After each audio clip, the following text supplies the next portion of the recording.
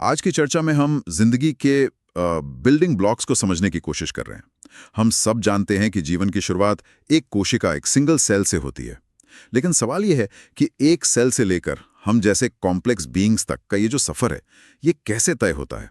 आज का हमारा मिशन इसी आर्किटेक्चर को समझना है।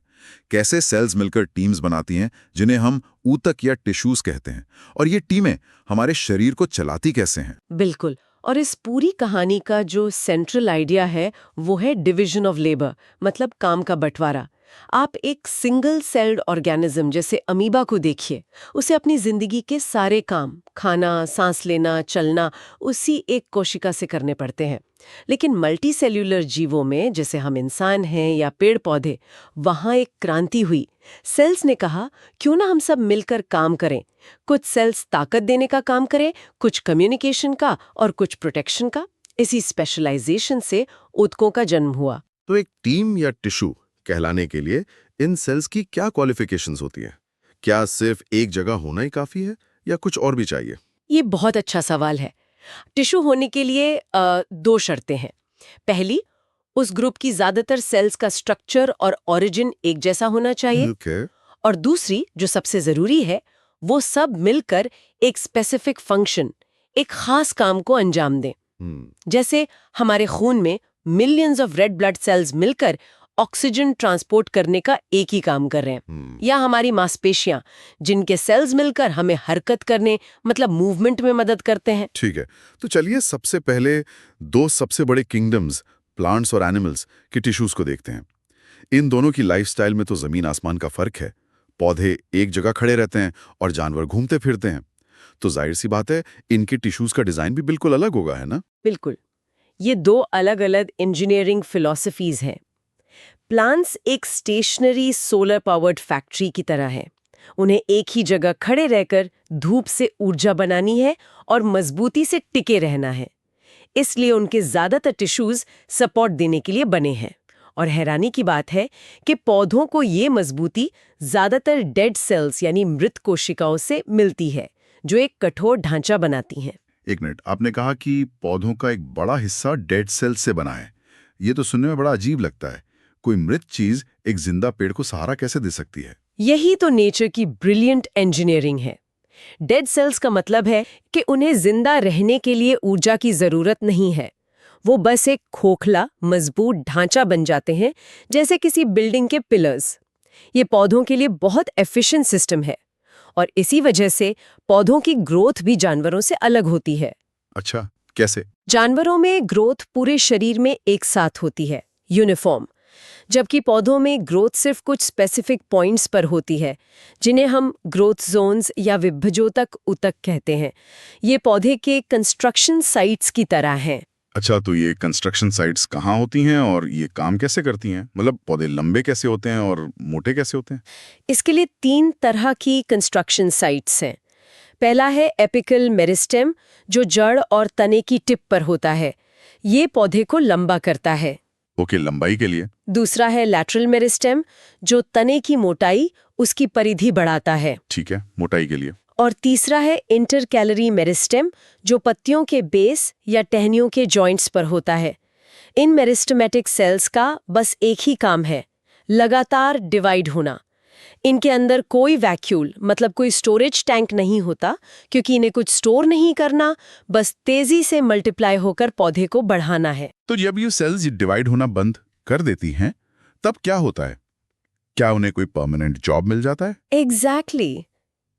जब ये कोशिकाएं डिवाइड होने की क्षमता खो देती हैं, तो वे एक परमानेंट रोल अपना लेती हैं और स्थायी ऊतक यानी परमानेंट टिश्यू बन जाती हैं।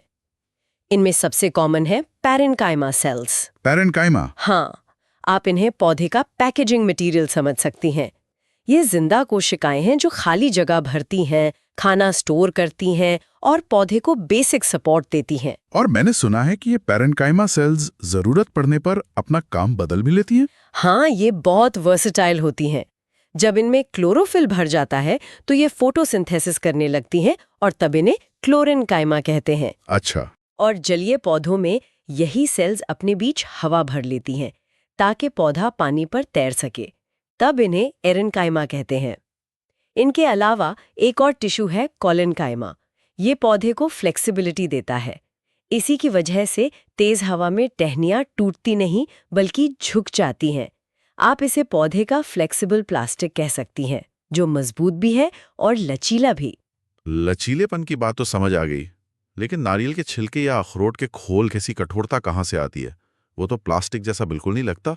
वो कठोरता आती है स्क्लेरेनकाइमा टिश्यू से। ये पौधे का कंक्रीट है।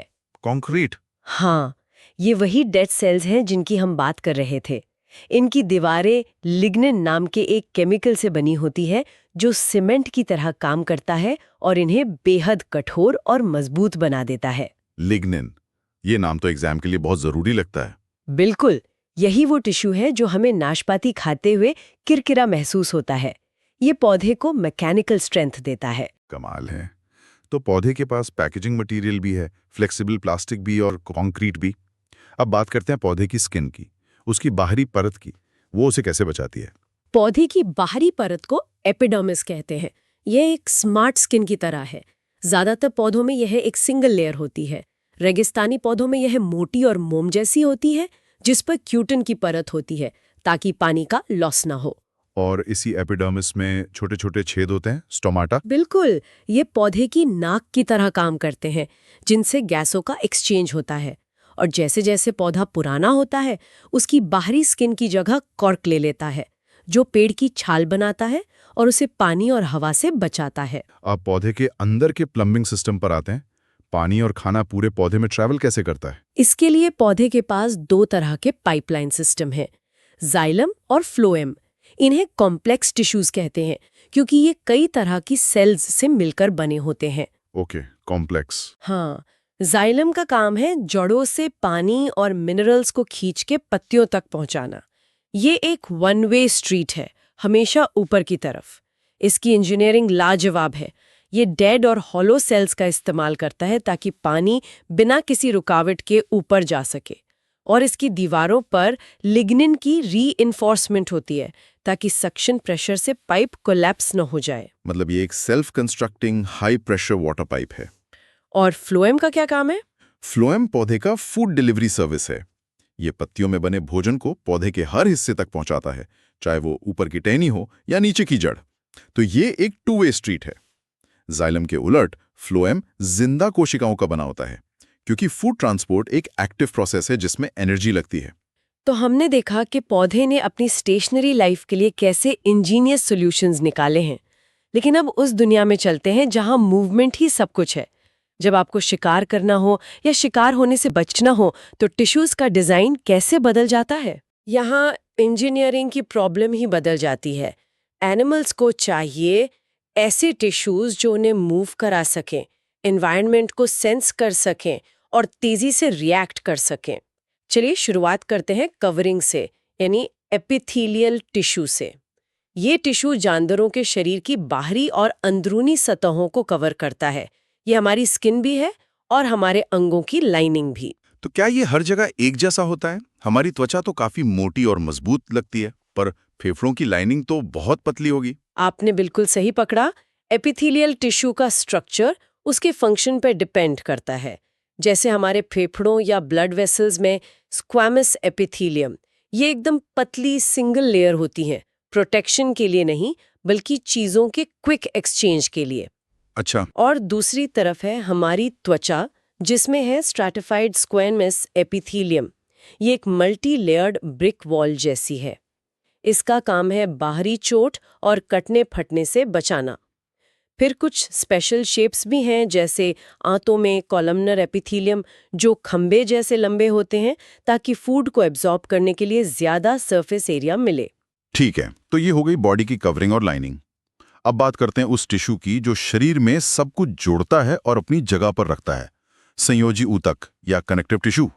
ये नाम सुनकर लगता है कि इसका काम बस जोड़ना है, पर इसमें खून जैसा तरल भी आता है और हड्डी जैसी ठोस चीज भी। ये कैसे हो सकता है? कनेक्टिव टिश्यू की यही तो खासियत है। ये बॉडी का एवरीथिंग एल्स टिश्यू है। इसका मेन फीचर ये है कि इसके सेल्स एक नॉन लिविंग मटेरियल, जिसे मैट्रिक्स कहते हैं, में बिखरे रहते हैं। यही मैट्रिक्स तय करता है कि टिश्यू कैसा होगा। ब्लड में ये मैट्रिक्स तरल है जिसे प्लाज्मा कहते हैं, जिसमें सारे ब्लड सेल्स तैरते रहते हैं। ये शरीर का ट्रांसपोर्ट रिवर है। और हड्डी के केस में? हड्डी यानी बोन के केस में मैट्रिक्स कैल्शियम और फास्फोरस से बना होता है, जो उसे पत्थर जैसा मजबूत बना देता है। ये हमारा लिविंग स्टील फ्रेम है जो हमें शेप और सपोर्ट देता है। लेकिन ये फ्रेम फ्लेक्सिबल कैसे होता है? हमारे जॉइंट्स कैसे मूव करते हैं? जैसे हमारे घुटने में हड्डियां आपस में कैसे जुड़ी हैं और मांसपेशियां हड्डियों को कैसे खींचती हैं? इसके लिए 3 और तरह के कनेक्टिव टिश्यू हैं। इमेजिन करिए कि आपकी हड्डियों के सिरों को super strong stretchy rubber band से जोड़ा गया है। ये है लिगामेंट्स, जो हड्डी को हड्डी से जोड़ते हैं। लिगामेंट्स, ठीक है। अब मसल को हड्डी खींचने के लिए एक नॉन स्ट्रेची मजबूत रस्सी चाहिए, वो है टेंडन। Okay, tendon. और जॉइंट्स को स्मूथ रखने के लिए हड्डियों के बीच एक कुशन चाहिए, वो है कार्टिलेज। ये हमारी नाक और कान में भी पाया जाता है। तो हमने फ्रेम बना लिया, उसे जोड़ भी दिया, लेकिन घर सिर्फ फ्रेम से तो नहीं बनता। दीवारों के बीच इंसुलेशन और पैडिंग भी चाहिए। शरीर में इन खाली जगहों को कौन भरता है? वो काम करते हैं एरियोलर और एडिपोज टिश्यूज। एरियोलर टिश्यू एक तरह का इंटरनल पैकिंग मटेरियल है जो अंगों के बीच की खाली जगह को भरता है और उन्हें सपोर्ट देता है। और एडिपोज टिश्यू, जिसे हम आम भाषा में फैट कहते हैं, ये बॉडी का इंसुलेशन है। ये स्किन के नीचे होता है, हमें गर्म रखता है और एनर्जी स्टोर करता है। अब आते हैं सबसे डायनामिक टिश्यू पर, जो हमें हरकत देता है, पेशीय ऊतक या मस्कुलर टिश्यू। मैं अपना हाथ उठाना चाहता हूं तो ये एक तरह का मसल है, पर मेरा पेट अपने आप खाना पचा रहा है, मैं उसे कंट्रोल नहीं कर सकता। शरीर ये फर्क कैसे करता है? शरीर के पास 3 अलग-अलग तरह के इंजन्स या मसल्स हैं। पहला है स्ट्राइएटेड मसल, जिसे स्केलेटल या वॉलंटरी मसल भी कहते हैं। ये वो मसल्स हैं जो हमारी हड्डियों से जुड़े हैं और जिन्हें हम अपनी मर्जी से कंट्रोल कर सकते हैं, जैसे हाथ पैर हिलाना। बिल्कुल। दूसरा है स्मूथ मसल या इनवॉलंटरी मसल। ये हमारे इंटरनल ऑर्गन्स जैसे पेट, आंत और ब्लड वेसल्स की दीवारों में होते हैं। ये अपने आप काम करते हैं, हमारा इन पर कोई कॉन्शियस कंट्रोल नहीं होता। और तीसरा वाला तो सबसे खास होगा, हमारे दिल का मसल। बिल्कुल, तीसरा है कार्डियक मसल, जो सिर्फ और सिर्फ दिल में पाया जाता है। ये एक इनक्रेडिबल इंजन है। ये जिंदगी भर बिना थके एक रिदम में धड़कता रहता है। यह है इनवॉलंटरी, लेकिन इसका स्ट्रक्चर स्केलेटल मसल जैसा होता है। इसकी सेल्स ब्रांच्ड होती हैं, मतलब एक दूसरे से जुड़कर एक नेटवर्क बनाती हैं ताकि पूरा दिल एक यूनिट की तरह कॉन्ट्रैक्ट कर सके। मूवमेंट और कंट्रोल की बात हो रही है तो हम शरीर के कमांड सेंटर और हाई स्पीड इंटरनेट को कैसे भूल सकते हैं? Nervous tissue. बिल्कुल, बिना नर्वस टिश्यू के मसल्स को पता ही नहीं चलेगा कि कब और क्या करना है। ये टिश्यू एनवायरनमेंट से सिग्नल्स रिसीव करता है, उन्हें प्रोसेस करता है और बॉडी को रिस्पॉन्स करने का कमांड देता है। हमारा ब्रेन, स्पाइनल कॉर्ड और सारी नर्व्स इसी टिश्यू से बनी है। इसकी बेसिक यूनिट है न्यूरॉन, यानी नर्व सेल। एक न्यूरॉन काम कैसे करता है? ये इतना तेज कैसे होता है? एक न्यूरॉन को आप एक टाइनी इलेक्ट्रिकल वायर की तरह सोच सकते हैं।